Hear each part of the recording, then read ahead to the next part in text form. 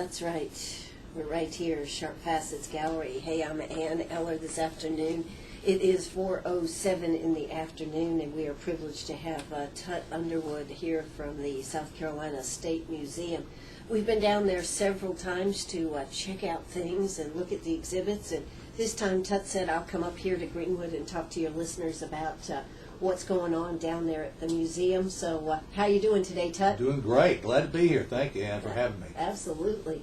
So what is going on down at the museum? It looks like you just had a new exhibit open. That's right. We sure did. It's called Between the Spring-Made Sheets, and it's all about... Sounds a little risque, Tut. Well, it was 50 years ago, maybe, or 60 years ago, but it's pretty tame, actually. What it is, though, it's an exhibit of advertising art that was used by Springs Mills up in Fort Mill to advertise their sheets after World War II. Springs Mills is a giant of the textile industry, as we all know, but it wasn't always so. As a matter of fact, in 1931, when Colonel Elliott Springs inherited the business from his father, it was struggling. But he was a sharp guy.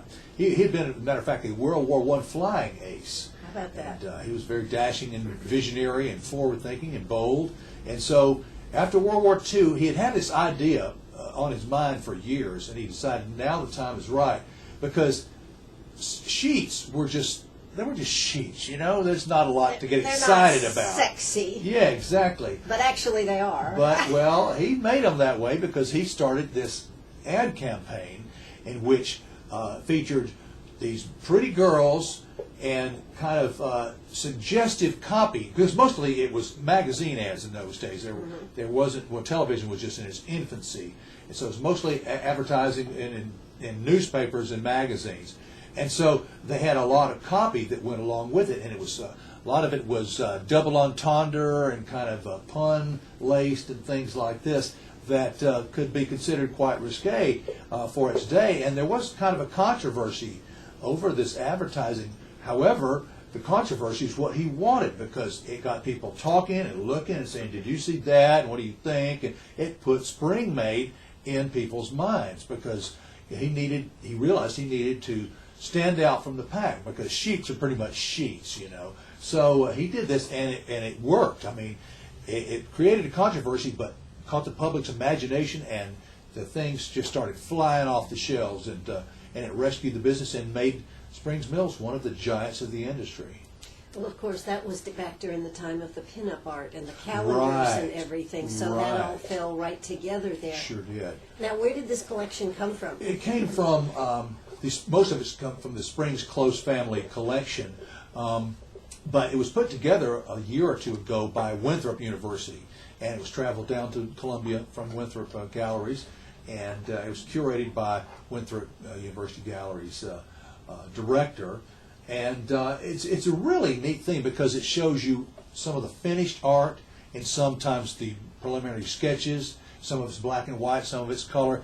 And the interesting thing, too, is that Springs hired some of the best artists in the country. I mean, well-known illustrators to do these paintings. Not just one did them all, but they're all done by a variety of artists. And he had very strict standards and stuff. He wanted the girls to be appealing, but he did not want them to look overly sexy or overly like victimized or anything like that at all. He wanted them playful and kind of cartoony, that kind of thing. So there was really, you know, you look at it today, it's very mild stuff. I mean, you can hardly see why anybody was, bothered by it. Yeah, but like I say, some of the copy was a little double entendre and stuff like that. But you've got here, one of them's a milkmaid. I mean, she's covered from head to toe, you know, a big long dress and everything like that. But she's got kind of a cocked eyebrow, you know, a little kind of come hither look or something like that maybe. And there's another one dressed in like a cocktail waitress outfit, or maybe a French maid or something like that. She's, you know, shows pretty legs and stuff like that, but just nothing compared to today. There's another one, an ice skater, you know, with her legs stretched out, you know, and but you know, this is just very tame stuff for today, you know, because today almost anything goes, as you know, in advertising. Even nakedness. Just about, yeah. Certainly in the movies, but you know, it was another time. There was another time. But it showed how clever that Springs was. As a matter of fact, he wrote a book about it called How to Put the Broad in Broadcloth. And that was the name of one of his other ads as well. Sure. And he wrote this book and talked about all his adventures, you know, as an air pilot and the campaign and that kind of thing. And there was something else I was going to say, and it just flew out of my mind like his airplane. But the neat thing about these pictures here are getting to you. Oh yeah, that's no, they're very, very tame. Oh, this is what it was. His competitors at the time thought this was shocking. They called his ads degrading. But today, they are studying his marketing campaigns in marketing classes in universities all over the world. Oh, sure. He was a savant. He was a visionary, and he was, I guess, one of the original guys who realized that, as they say, sex sells. Yeah. And by George, it did for him. Sure. And even though it was a different time, it was risque for the time. Mm-hmm. But still, you know, I love the 1930s, 1940s, 1950s pinup art. Oh, It's yeah. just, it just puts it puts a smile on your face. Yeah, you and know. it really identifies a time and space. You know, 1930s, 1940s, like you say, and that's before you had video cameras and everybody could take professional pictures and the whole thing. Sure. And paintings were still, you know, valuable and wanted and commonly done in advertising. Now somebody does graphic art in advertising. Well, it's not painting, it's not handed something, they've just clipped it from somewhere and stuck it in there, maybe resized it or whatever. Sure. But it's the machine's doing most of the work for you instead of you drawing by hand. And one thing I was going to tell you too, he, as I said, he got well-known artists to do these things, and one of the most well-known, probably the most well-known to me, is James Montgomery Flagg. And if you don't know who James Montgomery Flagg is, you know his art, because he did one of the most famous paintings in American history that's in everybody's mind. In World War I, and it was reused again in World War II, he did the art for the poster of Uncle Sam pointing at you going, "I want you." There you go. So Uncle Sam Wants You came out of the pen and brush of James Montgomery Flagg, and that has become part of our national fabric, I think. I mean, that's in everybody's mind. It's Everybody's iconic. seen it. It It's really iconic. is. That's Absolutely. exactly right. It is iconic. And so he gave, Springs gave these artists very specific orders about what he wanted. And if they got it wrong, he would write them a letter and list all the things he wanted fixed and that kind of thing. You know, not too sexy, just coy and this and that and the other and whatever. And so it worked, and so now people can come in and see this art. And they can also see some articles of clothing made out of some of the cloth made at the Springs Mills too, because they didn't make exclusively bed sheets, but they did most of their business that way. Of course, in World War II, they were doing all kinds of other things as well. Sure.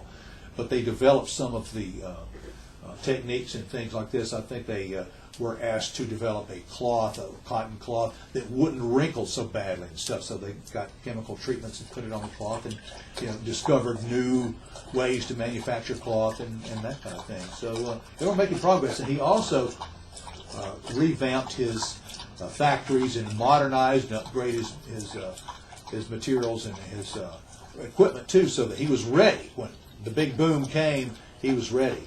And in addition to this too, a lot of these paintings, he would have his female employees model for the paintings. He would take a picture of them, a photograph, and give it to the artist and say, "This is what I've got in mind," so that he could Pass the information along. exactly like he wanted it, other than just describing it. Sure. And then they would then take off from that and do the art. And as a matter of fact, we are having in a couple of weeks over at the museum what we call Spring Made Day. That's on Saturday, the 18th. Mm-hmm. And we are having a tour of the exhibit by the original curator. And we are having a film. ETV actually did a film called Miss Spring Made about this campaign and the women that were models and stuff, and featured some of them. And afterwards, just 4 or 5 o'clock Saturday, and we've got a 5 o'clock reception as well that's open. And some of the original models are going to be there too. Oh my the Spring goodness. Made models. They're in their 80s and 90s now, but they were factory workers at Springs Mills back in those days, and they were Look what's happened. Look what happened with Rosie the Riveter. Right. I mean, you oh, know, she that, was yes. an icon as well. Exactly. And so they'll be there to talk and tell about their experiences and sign autographs, take pictures, whatever. So That's it's going to be a cool. fun day. That's very cool. Mm-hmm. You know, we are going to hear a quick word from our sponsors, but first off, how long is this exhibit going to be It's here? up here until September the 8th. So So plenty just of started time. last Friday, so it's just Plenty of brand new. time. All right, we're going to hear a quick word from our sponsors, and we'll be right back. Oh, that's right. We're right back here, Sharp Facets Gallery this afternoon. Cloudy out there, live after 5, I think, is coming up at 6 o'clock. Isn't that interesting? Live after 5 is coming up at 6 o'clock. Well, 6 is after 5, There I you guess, go. you know. It is. You think of 5 minutes after 5 or something, but 6, It still qualifies. 11 o'clock is after 5 o'clock. Yes, So- you're right. so So they're you're gonna right, but have technically. the Southern Brotherhood are coming to town, so that's supposed to be going on. I haven't heard anything else about that, so I assume that that is going on in Uptown Greenwood. Make sure you're there. This is going to be a huge concert event, so check that out. 6 to about 8:30 is when it's going on, and then you can eat uptown in Greenwood and just see all the things that are going on. Plus, they have music at all the restaurants up there, so you can continue the party at any of the great uptown restaurants right here in Greenwood. But right now we are talking to Tut Underwood. He is, of course, from the South Carolina State Museum. And, you know, the interesting thing about May every year is Cinco de Mayo. Oh, yes. Oh, yes. And you've got a big party going on down We here, do. don't you? On Saturday and Sunday, we're doing a 2-day Cinco de Mayo, so I guess we're doing Cuatro de Mayo and Cinco de Mayo. Okay. But since Sunday's a short day, we're doing it for 2 days. It's a family event, and you can come and bring the kids, and we're having all kinds of fun things like, Hispanic games and crafts. We're having a piñata for the kids. And for the adults, too, we're having another piñata we're calling the Unbreakable Piñata.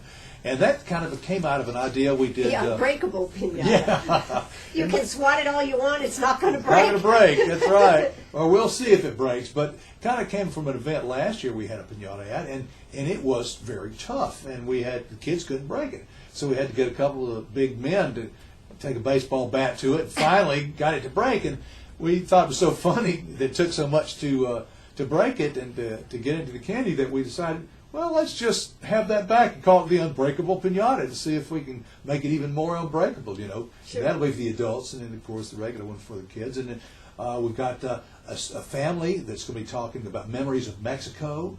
And we've got Suzuki Strings of USC going to be providing some music at the beginning of the day, about 10:45 or so. It's That's on Saturday. Right, Saturday. It's 10:45 to 4 on Saturday and 1 to 4 on Sunday. And the Suzuki Strings are a child's violin group. You know, Suzuki Method is a method of teaching string music to children. And these kids are really supposed to be good, so I'm looking forward to that. And like I said, we've got some food. Some of it's for purchase and some of it's free, just little snacks, the Mexican snacks and that kind of thing. And others you can buy. And The so Mayan it's just gonna be exhibit fun. there. Oh yes, of Well, course, I the mean- Mayan exhibit. That's kind of the reason for being, as a matter of fact, the whole thing. But it got us into the mood because we have this big blockbuster exhibit, Secrets of the Maya. And they were in Mexico and Central America and stuff like that. And it's a wonderful exhibit. And it's 125 artifacts that are from the ancient Maya civilization. And these things are centuries old. Some of them go back to like the year 250. And we've got ocarinas and pots and pottery and articles of clothing and all sorts of things. Some weaponry, some spear points that are 1,000 years old. I don't know what all. As a matter of fact, though, there are some other articles that are made by modern-day Mayas because people tend to think of the Mayas like they think of other ancient civilizations that they're gone, like the Romans are gone. Well, actually, there are Romans over in Rome today. They're just not the Caesars and the Roman soldiers that we typically think about when we think about ancient Rome. Well, the Mayans of today aren't the Mayans of the ancient world either, but they are still with us in Mexico and Central America, and they still do pottery and they make cloth and things like this. So we have a few articles that are made by modern Mayas as well. And one section of the exhibit is a photography exhibit of today's Maya people and their colorful costumes and their everyday things, and doing some of the things they do, playing musical instruments and weaving cloth and different things. So it's a multifaceted thing. And another thing that is another kind of section is a fascinating tale of the recovery of the Temple of the Warriors down in Mexico. And in 1923 and 24, a couple went down there, the Morrises. They were a newlywed couple. They were archaeologists, and they did a dig down there. They ran this expedition that uncovered, because this ancient temple had been just buried under centuries of dirt and leaves and junk and rocks. Wow. Had just built up over it. And so, but some of the taller buildings, in the villages were still around, and they were made of stone, so they were still stood, and they knew where these towns were, but they were just kind of overgrown by the jungle.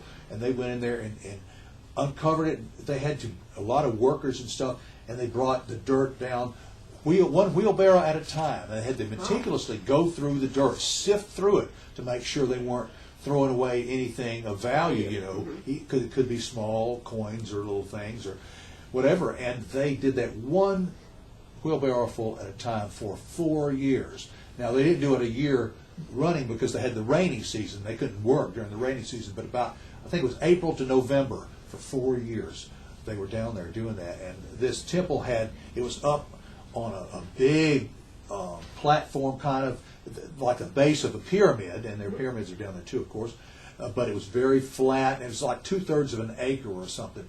And then they had hundreds of pillars, and so they uncovered that and restored it, and it was just a fascinating story of what they found and how they did it. There's a lot of photographs. Some artifacts include Mr. Morris, Earl Morris's pith helmet, and his leggings. They were called, let me think if I can think of the word, gaiters. They're these leather leggings that go, under your knee down to just cover your calf. From snake bites snake bites or scratches, from the thorns and thistles and that kind of thing. And I don't know if it absolutely keep out snake bites, but it would certainly make it more difficult. Yeah, slow them down. That's right. It would give you some protection and of course from the chiggers and the bugs of all kinds. They would love to eat you alive and that kind of thing. So that kept them off a little bit. But you see those in a lot of photographs, and there's a reproduction of Anne Morris's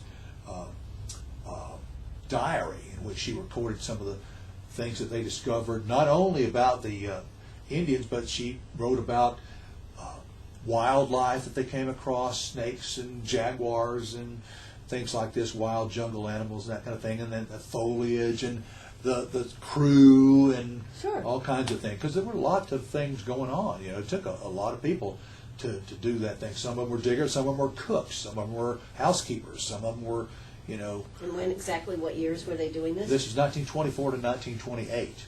And that was when things were a lot different, when you talk about digging and doing and the equipment and everything, that they didn't have to do this. Yeah. That was kind of the time when archaeology was huge, and King Tut's tomb had just been opened in 1922 over in Egypt, and it's kind of the Indiana Jones era, if you will.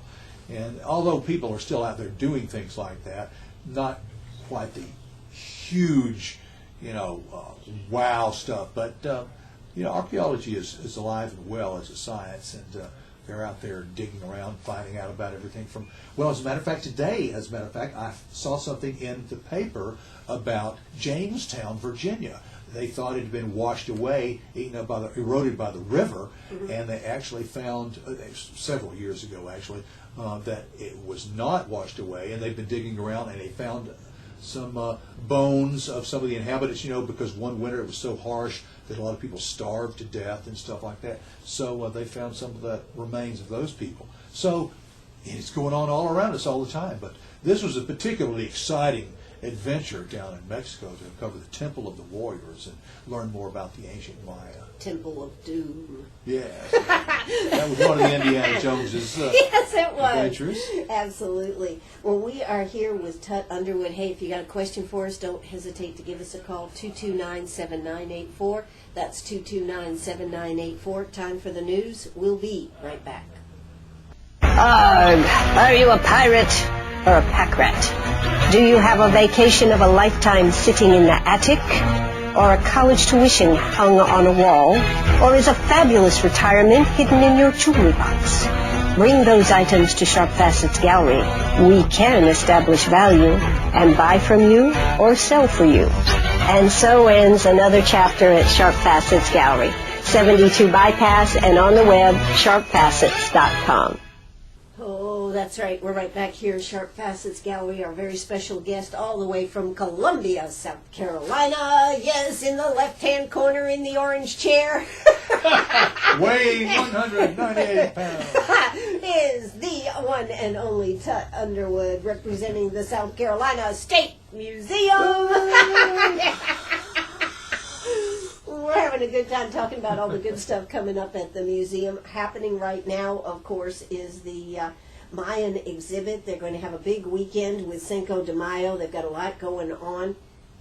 You know, we were talking about some of the interesting, I was asking you if you had any gold coins. You told me you didn't have any gold coins, but you had these, what did you call them, kill plates? Yeah, kill holes, the plates with kill holes in them, right. That was a tradition of the ancient Mayas, and the exhibit has lots of these beautiful pottery and plates and things like this. They're elegantly decorated and painted. You know, they had all kinds of symbols, and they had their own method of writing, hieroglyphs and stuff, sort of like the Egyptians, you know.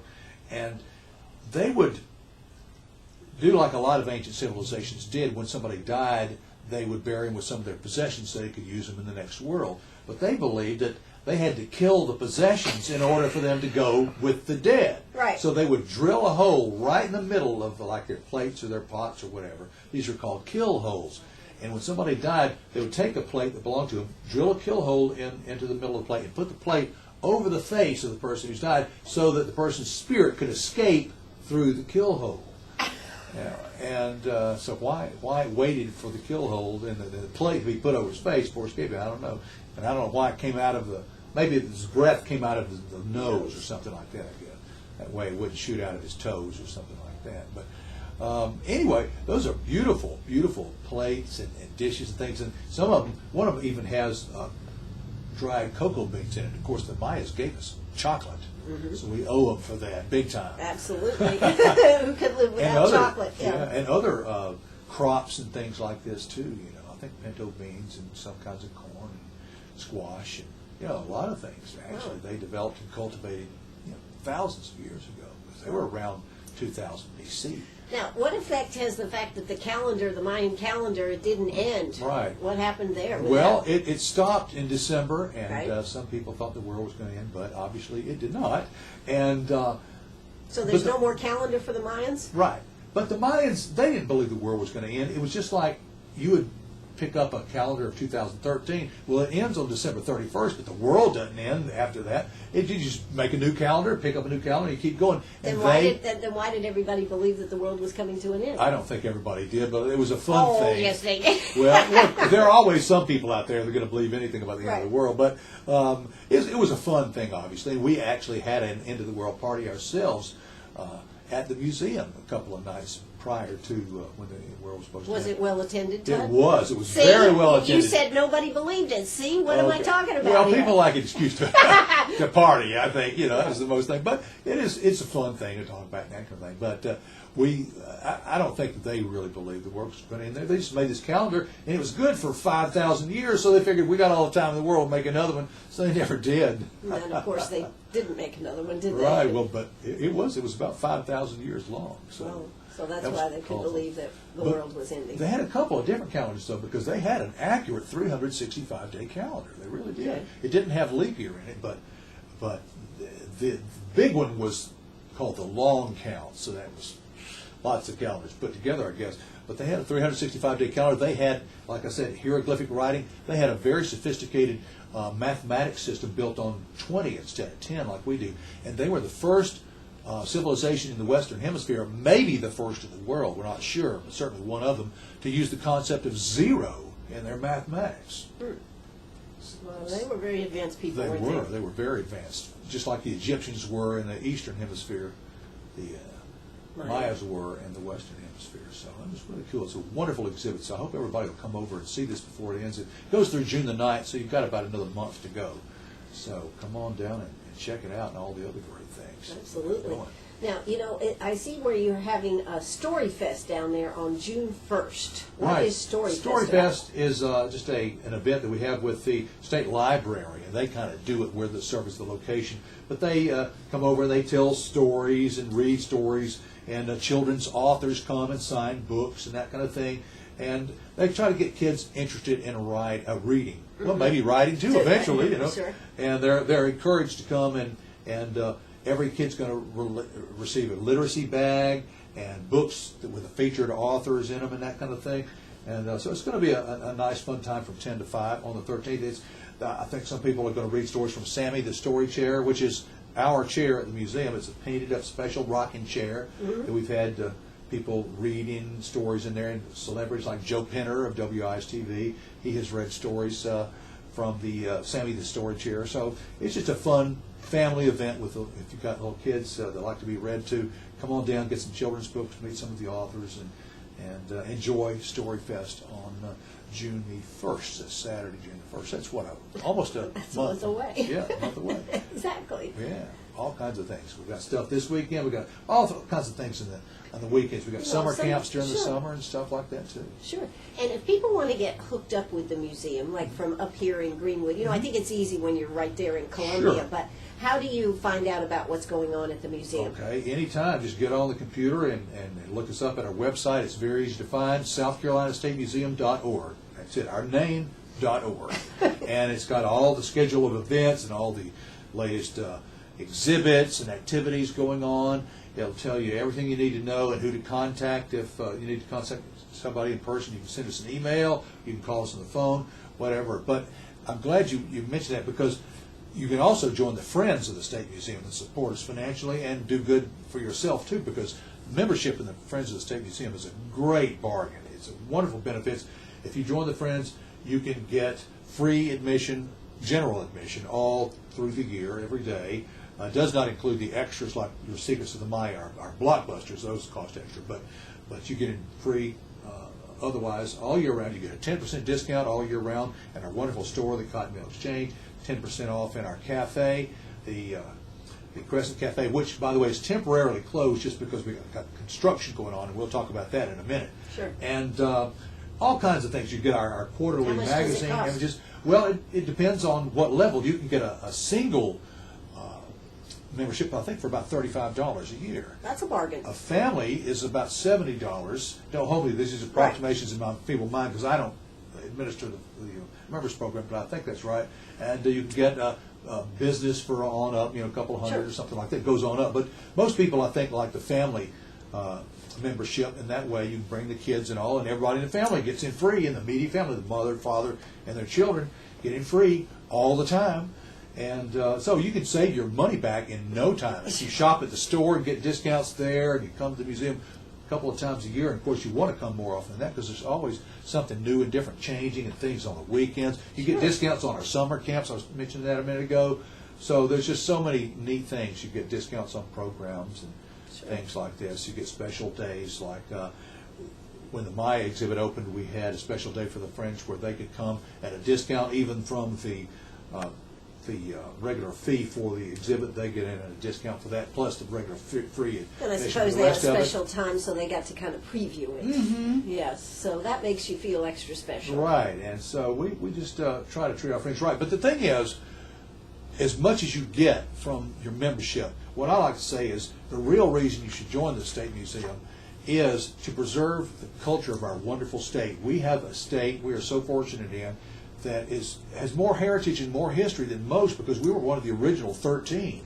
Right. So, we've got a lot richer heritage than Montana or even Texas or Nebraska But you never hear that much about it, do you? Yeah, but we've got it, and we're collecting it, and we keep it so that we can tell the story of South Carolina from an art perspective, from a science perspective, from a history perspective, from a natural history perspective. And so we call it South Carolina under one roof, because we've got a floor of each of those: a floor of art, a floor of history, a floor of natural history, a floor of science and technology. So it's something for everybody.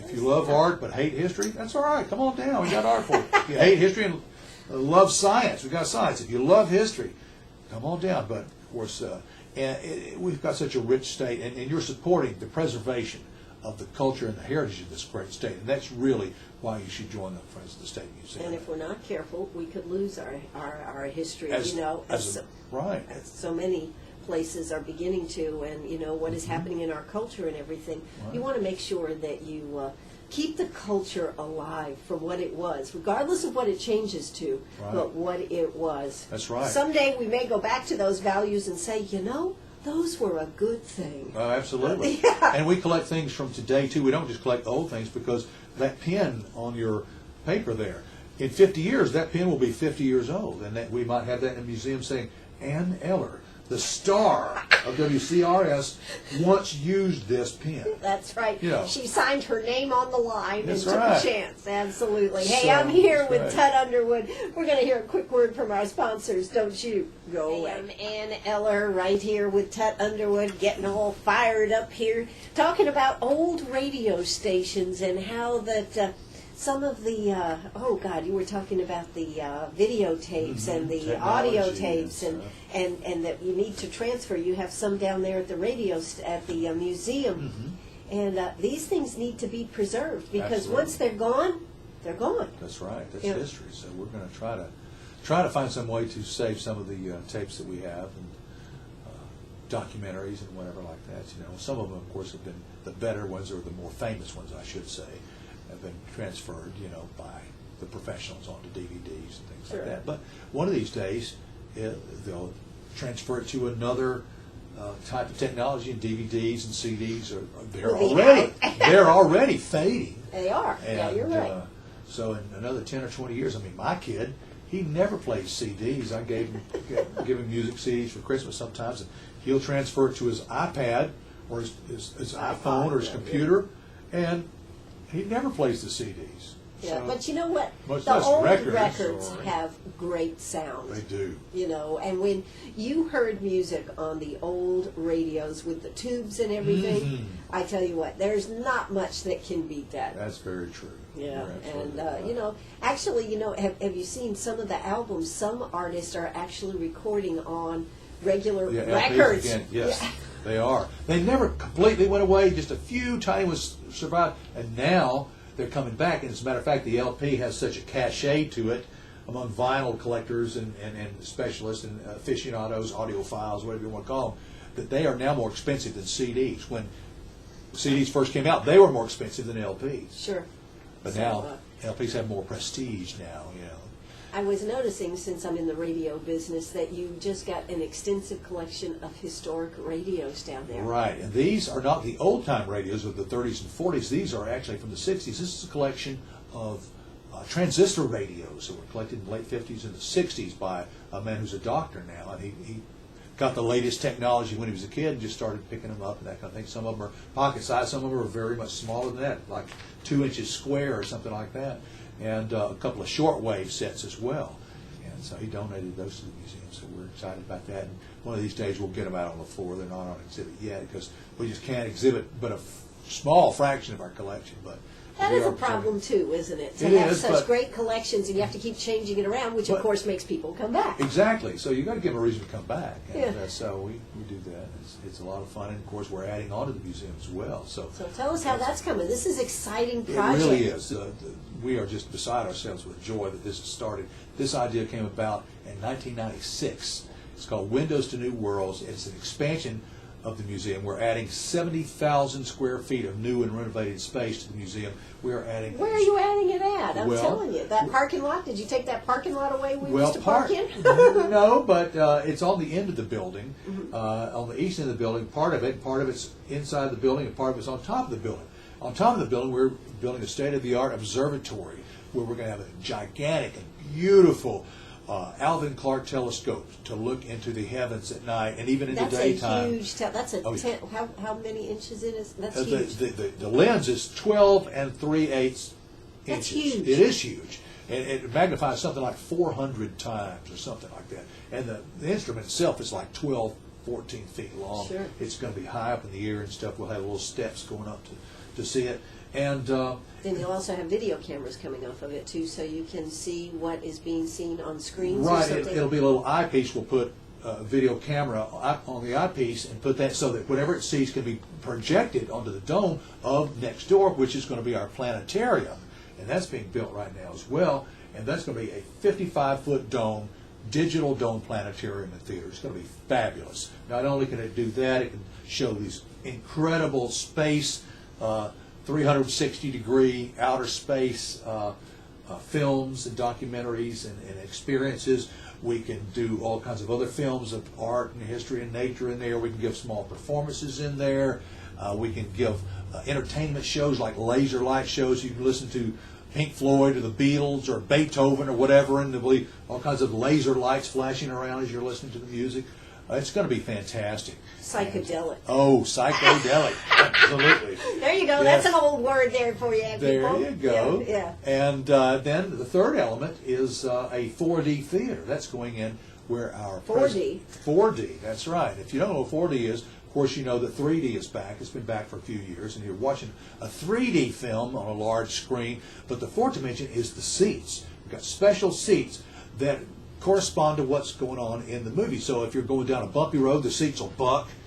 And It's alive. If it's raining, you're right. If it's raining, it'll squirt water on you. You know, just mist. It won't soak you or anything. If the wind's blowing, a fan will blow on you. You know, to give you that fourth dimension to really bring it. There'll be smells and pokes and other sensations going on with these special seats, and so that's going to be going on. That's coming as well as the observatory, as well as the planetarium. So it's just going to be so much to look forward to. It's going to be huge for education. Oh, because also there's even more. Wait, there's more. There's we said the planetarium, the observatory could take the eyepiece at the telescope and project what it sees onto the dome of the planetarium, which is true, but also we can take what it sees and put it straight onto the internet live so that every school class in South Carolina can see what that thing sees, and they can actually book time on it. So if Mrs. Jones's class here in Greenwood County wants to see the comet that's going by or something like that at 10 o'clock in the morning, we can turn it to that. And at 2 o'clock in the afternoon, if Mrs. Smith's class down in Oconee County, up in Oconee County, wants to see the early rising of the moon or the sunspots or the eclipse of the sun or whatever is going on, we can turn it around there and show it to her, and everybody else can see it too. So, and of course at night it'll be even better because they can see planets and galaxies and you name it. You know, it's going to be so much fun and education. It's going to be huge for education, recreation, culture. You know, it's just. I'll bet Tom Falvey is just can't wait for this. Oh, he can't. That's right. He's our science guy, and we're going to be hiring some more science people in here to help people, and it's just going to be a fabulous thing. And they're out there right now digging and shoving dirt around. When's it supposed to be finished? About a year from now, about mid-April of next year is what we are shooting for. So maybe a little less than a year from now, maybe 11 and a half months or something like that, according to what we find in the weather, of course, if it slows us up. But just last week, they had this giant drill that was drilling 43 holes in the ground to prepare for the building of the planetarium. It had to drill, this drill on this thing, the whole rig stood 72 feet tall. Wow. The drill was 60 feet long. Wow. 2 feet in diameter. And they drilled 40 feet down till they hit bedrock. And then when they got that hole drilled, then they would fill it with cement under pressure so there would be no bubbles or anything. Right. And so it would be form a column in the ground. And they did this 43 times. 43 cement columns standing on the bedrock 40 feet down. So that, and then they'll lay a 10-inch concrete pad over all that to connect them. So that thing is going to be solid, and it's not going It's going to be anywhere. rock solid. Rock solid is absolutely right. And so they're out there with machines and bulldozers, and oh, it's so much fun. It makes you feel like a kid just to watch those big machines. Yeah. Now, let me ask you something, though. Yeah. This sounds like a really expensive project. Where's the money coming from? Okay, on this? well, we have been gathering money. It is expensive. It's $23.5 million. Actually, $20.5 million to build it, $3 million for an endowment. And this has been building up over the years. We've been fundraising for 17, 18 years now, since 1996. And half the money has come from the state. They would give us a piece at a time over a several-year period. And the other half from the private sector, private donations, corporations, whatever. And we've gotten some nice gifts from people like Boeing, gave us $1 million, and Wow. I think, who else gave us $1 million? I'm trying to think. A couple of more. The Blue Cross Blue Shield gave us $1 million, and SEENG has been very generous with us, and a number of people, and of course a lot of just private citizens sending us $10, $20, $50, $100 at a time. Is builds it paid up. for? It is. This is the point I wanted to get to. Yes. It's paid for. It is. It's paid for. That is phenomenal in today's economy, in Right. today's world, to be able to say $23 million project is paid for. Well, the $3 million isn't quite. Well, we're on the 21. way, but 21. I mean, the to- bill is paid for and the endowment's on the way. But we're still collecting. So if somebody comes to you folks and Right. asks you to donate, please be generous, because we want to put us over the top and get that endowment so that it will then fund the running of the things. So from it's here on out. phenomenal. I hate to say this, but it is 5 o'clock. Oh, my Can goodness. you believe it? One Oh, my hour goodness. has passed us by. This is WCRS right here in Greenwood. Tut, is there anything else we missed that you just want to touch on real quick? We have touched on so much. I think that if you just come to our website, southcarolinastatemuseum.org, you'll get all this information we've been talking about and more. So you can see other things that are of interest to you. And just come on over and see us. It's not It's an far easy over to drive. Columbia, and it's right on the edge, right in downtown Columbia, but you're accessible to I-126 and UG Street. It's very easy to get there. Of course, the directions are on the website. So come on down to see us. Come over on the weekend, bring the family, and have a great time. Right now, I will say this. Because of the construction, the front door is blocked, so don't let that throw you. Just you'll have to come around to the side and come in, park in a parking deck out back, and come in the side. So this is really real. The construction is going up, but we are open during construction. And as you asked me to, our hours, 10 to 5 Monday through Saturday, and 1 to 5 on Sunday. Actually, we're closed Monday during the school year, but starting Memorial Day, which is only about 3 or 4 Mondays from now, and we're open all summer, 7 days a week, so all Mondays we're open as well. But we're on the weekends, we're open 7 days a week during the summer. Come see us and take advantage of your state museum, because it's not just for Columbia, not just for the Midlands, it's for all of South Carolina. We've got artifacts from every county, including Greenwood, and so come on in and enjoy your state museum. Absolutely. Tut Underwood, thank you so much for coming up and making the drive and coming here to spend an hour with us today. My pleasure, Ann. Come see us. We will be down there. We had a great time doing some other events down there. We'll have to be coming on down. This is WCRS right here in Greenwood. Bye-bye, everybody.